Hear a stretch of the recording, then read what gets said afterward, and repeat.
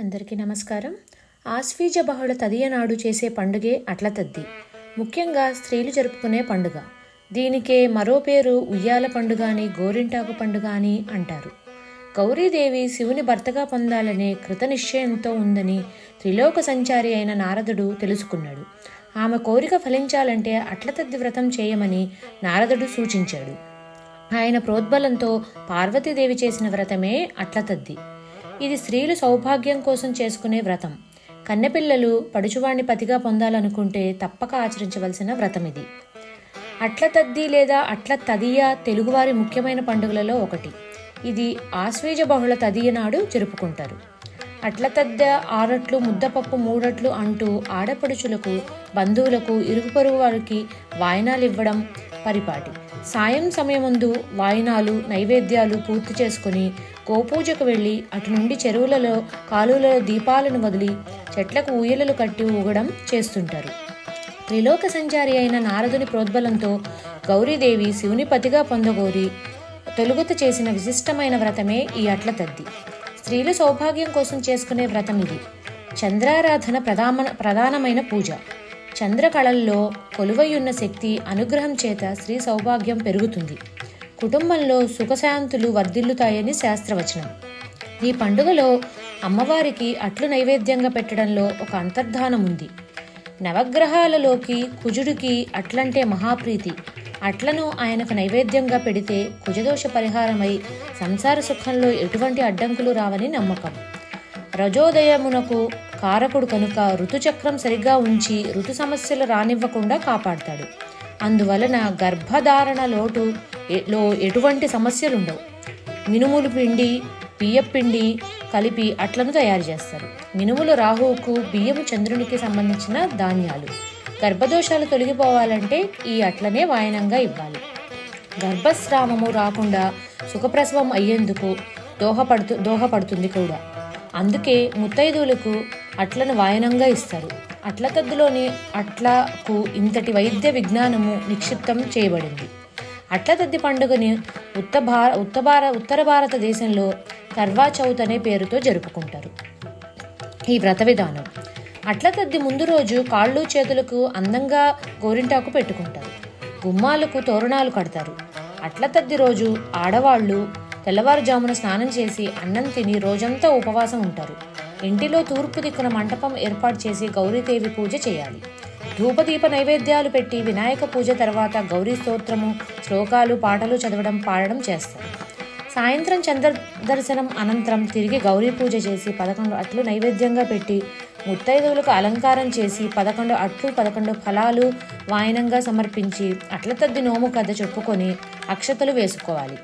ముత్తైదువులకు నల్లపూసలు, లక్కకోళ్లు, రవిక గుడ్డలు, దక్షిణ తాంబూలాలు ఇచ్చి భోజనాలు పెట్టి తాము భోజనం చేయాలి. 11 రకాల ఫలాలను తినడం, 11 మార్లు తాంబూలం వేసుకోవడం, 11 మార్లు ఊయల ఊగడం, గోరింటాకు పెట్టుకోవడం ఈ పండుగలో విశేషం. దీనినే ఉయ్యాల పండుగని, గోరింటాకు పండుగ అని కూడా అంటారు. ఈ పండుగ రోజు ఆడవాళ్లు తమ భర్తల ఆరోగ్యాలతో 10 కాలాల పాటు సుఖంగా సంతోషంగా ఉండాలని కోరుకుంటూ అట్లతద్ది జరుపుకుంటారు. ఇప్పుడు అట్లతద్ది కథ. పూర్వం రాజుల పాలన జరుగుతూ ఉండేది. అలా ఉంటున్న కాలంలో ఒక రాజకుమార్తె, మంత్రి కుమార్తె, సైన్యాధిపతి కుమార్తె, పూజారి కుమార్తె అందరూ కలిసిమెలిసి స్నేహితులుగా ఉండేవారు. వారు ప్రతిరోజు ఆటలు ఆడుకుంటూ, పాటలు పాడుకుంటూ సంతోషంగా ఉండేవారు. అప్పుడు అట్లతద్ది వచ్చింది. రాత్రి సమయంలో చంద్రుడు రాగానే పూజ చేయడం కోసం అన్ని సిద్ధం చేసుకుంటారు. పెద్దవారు అమ్మవారిని నైవేద్యంగా సమర్పించడం కోసం అట్లు వేస్తూ ఉంటారు. ఆ సమయంలో రాజుకూతురు రాజకుమారి ఆకలితో నిరసించి కళ్ళు తిరిగి పడిపోతుంది. అది చూసిన రాజు కొడుకు యువరాజు తన చెల్లెలి ఆకలి తీర్చడం కోసం ఒక ఉపాయాన్ని ఆలోచించి అద్దంలో తెల్లని వస్తువు ప్రతిబింబం పడేలా చేసి, చంద్రుడు వచ్చాడు, ఇక నీవు ఉపవాస దీక్షను విరమించి శక్తి కోసం పండు తిని విశ్రాంతి తీసుకోమని చెబుతాడు. అన్నమాటను గౌరవించిన తన చెల్లెలు భోజనం చేసి పూజ చేసుకుంది. అయితే ఈ రోజున చంద్రుని చూసి ఉమాదేవి పూజ చేసుకుని భుజించాలి. అందుకే ఈ వ్రతానికి చంద్రోదయ ఉమావ్రతం అని పేరు వచ్చింది. చంద్రుని చూసిన తర్వాత ఉమాదేవి పూజ చేసుకుని భుజించాలి. ఈ వ్రత నియమం. కానీ రాజకుమారి తన అన్నమాటలు నమ్మి వ్రతాన్ని భంగం చేసుకుంది. ఇది జరిగిన కొన్ని రోజుల తర్వాత రాజకుమారికి ఘనంగా వివాహం జరిగింది. అయితే రాజ్యంలోని కొందరు రాజుకు లేనివి ఉన్నవి కల్పించి చెప్పి రాజకుమారికి ఒక ముసలివాడితో ఇచ్చి వివాహం చేశారు. ఈ విధంగా జరిగినందుకు రాజకుమారి ఎంతగానో ఆవేదన చెందింది.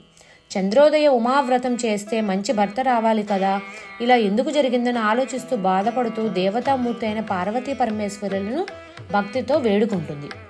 అప్పుడు వారు ప్రత్యక్షమై తన అన్న తన మీద ప్రేమతో చేసిన పని గురించి చెప్పి ఆ తర్వాత రోజు ఆశ్వీజ బహుళ తదియ ఉన్నది. ఆ రోజున చంద్రోదయ ఉమావ్రతం చేసి గౌరీమాతను భక్తి శ్రద్ధలతో వేడుకో, నీ సమస్య తొలగిపోతుందని చెప్పారు. అప్పుడు రాజకుమారి ఎప్పట్లాగే పూజ చేసుకుని అక్షంతులు తెచ్చి భర్తపై వేయగానే తన భర్త రూపం మారి పూర్వ వైభవానికి వచ్చి యవ్వనంగా మారిపోతాడు. అందువలన అవివాహితులు ఈ వ్రతం చేయడం వల్ల కోరుకున్న భర్త లభిస్తాడు. పెళ్ళైన వారు సకల సౌభాగ్యాలతో ఉంటారు అని మన పెద్దలు ఈ కథను చెబుతారు. సృష్టికి స్థితిగతులకు లయలకు కారణమైన బ్రహ్మ విష్ణు మహేశ్వరులను త్రిమూర్తులంటారు. వీరి భార్యలైన సరస్వతి లక్ష్మీ పార్వతులకు నెల మొత్తం ఎంతో ప్రీతిగా భక్తి శ్రద్ధలతో పూజలు చేసేది ఆశ్వీజ మాసం. అందువల్ల ఈ అట్లతద్ది పండుగను చేస్తారు. అమ్మవారికి ఆటపాటలు అంటే ఎంతో ఇష్టం కనుక యుక్త వయసుకు రాని ఆడపిల్లలు ఆడినా పాడినా వాళ్ళంతా అమ్మవారిని సేవిస్తున్నట్టే అని పురాణాలు చెబుతున్నాయి. అట్లతద్ది వాయనం ఇచ్చేటప్పుడు ఇస్తినమ్మ వాయనం, పుచ్చుకుంటినమ్మ వాయనం, అందించానమ్మ వాయనం, అందుకున్నానమ్మ వాయనం, ముమ్మాటికి ఇస్తినమ్మ వాయనం, ముమ్మాటికి అందుకుంటినమ్మ వాయనం అని చెప్పాలి. శ్రీమాత్రే నమః.